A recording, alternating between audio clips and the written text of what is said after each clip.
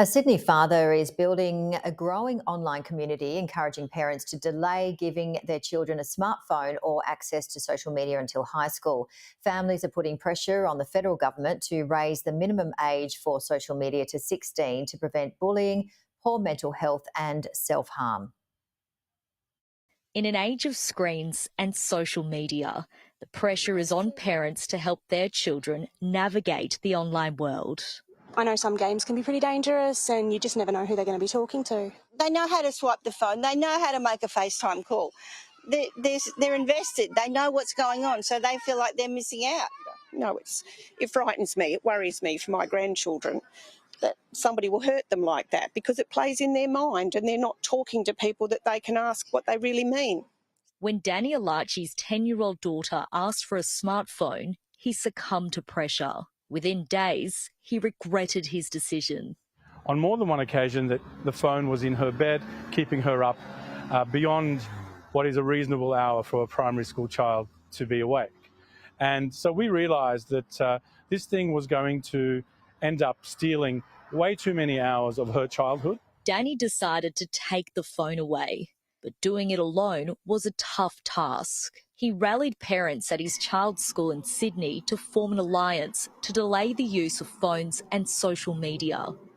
We have around 10% of the school community who've committed to this idea that we are going to hold out social media and smartphones until the end of year 8 at least. Thousands of parents concerned about the dangers of social media have joined the pact online. Tracy Adamson is one of them.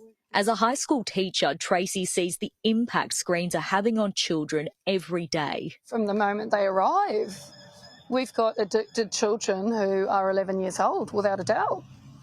Yep, they've spent hours and hours and hours a day on their phone. And the estimation is, 8 hours a day is spent online. These concerns are putting pressure on the federal government to raise the age for social media access from 13 to 16. Polling commissioned for News Corp's Let Them Be Kids campaign reveals 70% of teenagers have had a negative experience online. 1 in 3 has been exposed to disturbing content. 1 in 4 has experienced cyberbullying or sexual harassment. And 1 in 10 is a victim of revenge porn. The mental health aspect is probably more significant in girls, but it also affects boys. We had a young man this morning who was in the school office very upset about what someone had posted on TikTok and what someone had said about him. And, it's devastating for young men as well. Mobile phones are banned in all Australian state schools. But outside the classroom, the use of social media among children is a growing concern for parents. I think even now you definitely have children 8, 9, 10 who have social media accounts. So who's holding these companies to account? I really think it's time we do, and I think it's time that we push back. A push to restore connection and protect childhood. Lauren Forbes, Sky News. Joining me now is criminal justice and criminology expert Terry Goldsworthy. Thank you so much, Terry, for joining us. Yeah, some powerful messages there. And this week, Executive Chairman of News Corp Australasia, Michael Miller, spoke at the National Press Club, and he was saying that social media giants really need to be hit with new laws or be blocked from operating in the country if the laws were breached. What's your take on this? There's a multi-layer aspect here, isn't there? Yeah, there is. You have the role that parents play, society plays. You have the role of government. You have the role of enterprise or the businesses that are in this realm. And I agree with the comments of those people in the story that preceded us. I mean, it has changed. The dynamics of how your child engages with technology has changed vastly in the last few years. I mean, if you look at the data, it tells us that 10 years ago, 2 billion people used the internet. Now it's up to 5 billion people are on the internet. It used to be the advice was put your PC computer in a living room where everyone could see it, you could see what your child was doing. Well, that no longer applies. I mean, in my house alone, I think I've got 12 devices that are capable of accessing internet. So you've got iPads, iPhones, laptops, etc. It's almost impossible to police your child when they're on the internet because they can go into their room. You've really got to almost take the devices off them. So this is a problem that we're facing as society. I mean, it has a number of negative impacts on children in terms of their engagement, in terms of their physical activity, let alone the criminal aspects of when they go online and they're subject to criminal organisations, etc., that may be targeting children who are online without adequate supervision. I mean, the supervision is very difficult to do. So, I think it's a challenge for all of us. Yeah, absolutely. And sextortion is a big one as well. Just reading some statistics, according to the Australian Federal Police's Australian Centre to Counter Child Exploitation, they receive approximately 300 reports of sextortion targeting children each month. But apparently only 1 in 10 actually report it. This is certainly a huge concern.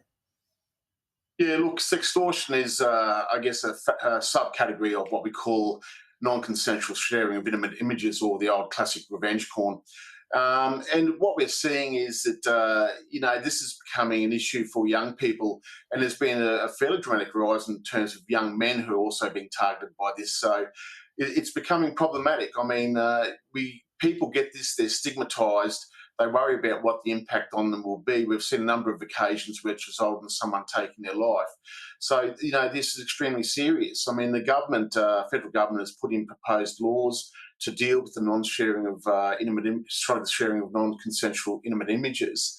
And that will go some way. I mean, every state basically has some kind of revenge porn laws now in one form or another to deal with this type of activity.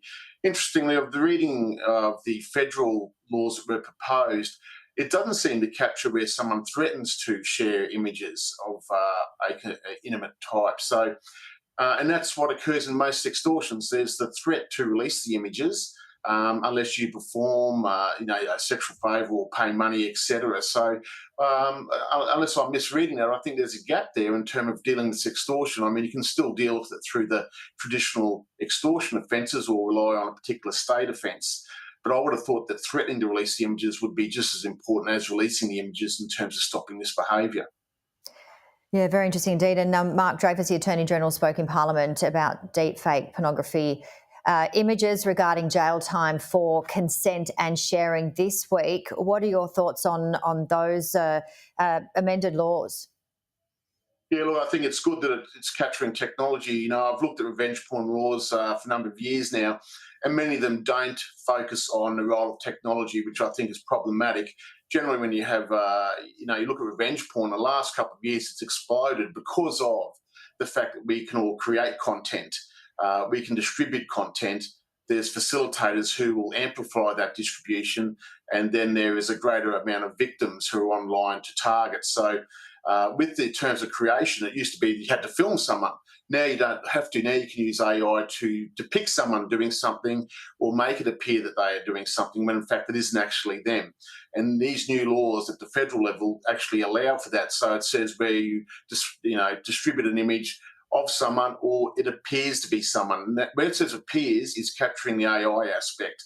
So that, I think, is a good insight into where we're going with technology and being in front of the curve in terms of trying to stop this type of criminal behaviour.